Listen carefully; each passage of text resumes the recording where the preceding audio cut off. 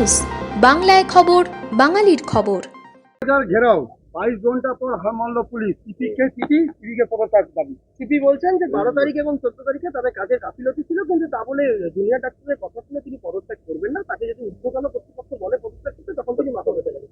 দেখুন, আমরা প্রথম থেকে মমতা ব্যানার্জির পদত্যাগ চেয়েছি, কারণ গন্ডগোলটা ওখানেই আছে। আজ ডাক্তাররা সাহস করে সিপি পর্যন্ত গেছেন, কিন্তু সিপি তো শুনবেন না। কারণ কি, আসল জায়গায় কোপটা দিতে হয়। যেন মমতা ব্যানার্জি চাইছেন ভয় দেখিয়ে, ডিলে করে, সবাইকে ধৈর্যচ্যুতি ঘটিয়ে লোককে যেন আন্দোলন বন্ধ করে বাড়ি চলে যায়। সেটা হবে না। ডাক্তাররা সেদিন যে ধৈর্যের পরিচয় দিয়েছেন, যে হিম্মতের পরিচয় দিয়েছেন, তাদের তো স্যালুট করতে হয়। এখন বাকি জায়গাও সমাজের বিভিন্ন স্তরের আন্দোলন এরকম অনড়ভাবে তারা করছেন, আর সেটাই সবাই করা উচিত। পুজো টুজো সব আসবে, কিন্তু এই ধরনের জঘন্য ঘটনা যদি ঘটতেই থাকে, আমরা দেখতে থাকি, তাহলে প্রত্যেকের উপরেই আসবে। সেজন্য পুরো সমাজ আজকে তৈরি আছে। মমতা ব্যানার্জি না পদত্যাগ করলে এর সমাধান হবে না। একদিকে উনি এভিডেন্স নষ্ট করে দিচ্ছেন, ডেড বডি জ্বালিয়ে দিচ্ছেন, এদিকে বলছেন ফাঁসি চাই। নাটক করছেন উনি, এখনো বিল নিয়ে এসেও নাটক করছেন। কিন্তু জনতার হাতে সমস্ত কিছু আছে, তারা যেন এই লড়াইটা লড়েন। বাকি আমরা সবাই পেছনে আছি। শর্ট মারলে কি হবে? এত জঘন্য অপরাধ উনি করেছেন, একজন ডাক্তার হিসাবে, একজন প্রিন্সিপাল সুপার হিসাবে, এটা কল্পনা করা যায় না। মানুষের ধৈর্যের বাঁধ ভেঙে যাচ্ছে, তাই কেউ না কেউ কিছু করছে। এটা কোনো সাজা হতে পারে না, সাজা তো কোর্ট দেবে। শিক্ষা দুর্নীতি মামলায় ওর বাড়িতে রেড হয়েছিল, না, এরকম অনেক কেস আছে, বেরোবে। এবং আমরা বলছি খালি ডাকাডাকি নয়, এর সাজারও ব্যবস্থা হওয়া উচিত, যাতে আগামী দিনে কেউ না করে। প্রত্যেক দিনই চলছে, গ্রামে গঞ্জে শহরে চলছে।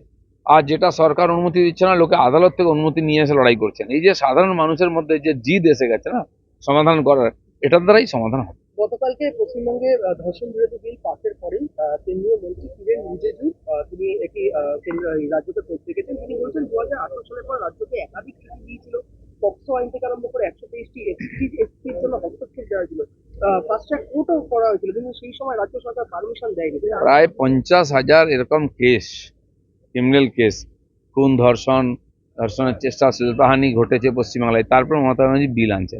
এ বিল ফিল কিছু, এটা তো ঢপের চপ। এতে তো আর রাষ্ট্রপতি সই না হলে তো আইন হয় না। মানুষকে বোকা বানাচ্ছেন এখনো। অপরাধ চলতে থাক, উনি ড্রামা করবেন। কেন্দ্র সরকার আগের থেকেই পস্কো কোর্ট সহ 123টা কোর্টের জন্য এই সরকারকে বলেছিল, ফাস্ট ট্র্যাক কোর্টের জন্য। এরা করেনি। শেষে বললো 17টা, তার মাত্র 6টা হয়েছে, বাকি হয়নি। মমতা ব্যানার্জি এ ধরনের সমাধান চান না। উনি যে কোনোভাবে ক্ষমতায় থাকতে চান, আর ক্ষমতায় থাকতে চাইলে এই ধরনের ক্রিমিনালদেরকে, এই ধরনের বদমাইশ লোকদের সঙ্গে চাই।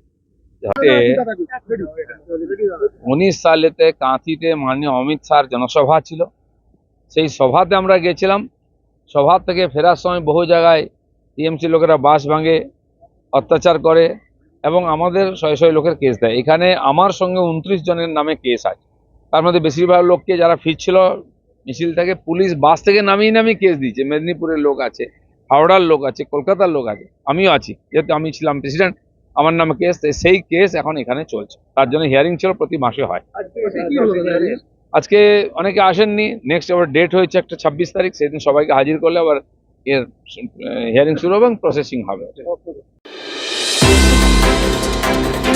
আমাদের খবরগুলি নিয়মিত দেখতে চ্যানেলটি সাবস্ক্রাইব করুন এবং বেল আইকনটি ক্লিক করুন।